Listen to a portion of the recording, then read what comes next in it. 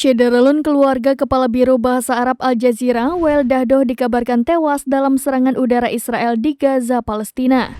Adapun korban yang jatuh yakni seorang istri, putra, putri, dan cucu Dahdoh. Dalam tayangan Al Jazeera menunjukkan Dahdoh memasuki Rumah Sakit Martir Al-Aqsa di Deir al-Balah pada Rabu 25 Oktober 2023 untuk melihat jenazah keluarganya di kamar mayat.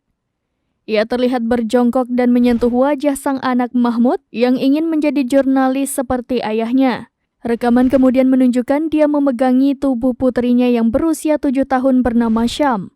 Beberapa anggota keluarga Dahdoh termasuk seorang cucu perempuannya yang masih balita selamat dari serangan terhadap rumah yang mereka tinggali di kamp pengungsi Nuseirat di kawasan Wadi Gaza. Menurut Al Jazeera Arab, putra Dahdoh Yehia terluka dan dokter harus melakukan prosedur darurat untuk menghentikan luka serius di kepalanya.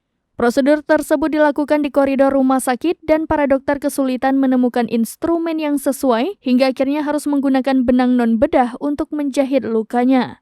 Al Jazeera mengutuk keras penargetan dan pembunuhan tanpa pandang bulu terhadap warga sipil tak berdosa di Gaza yang telah menyebabkan hilangnya keluarga Wael al-Dahdoh dan banyak orang lainnya.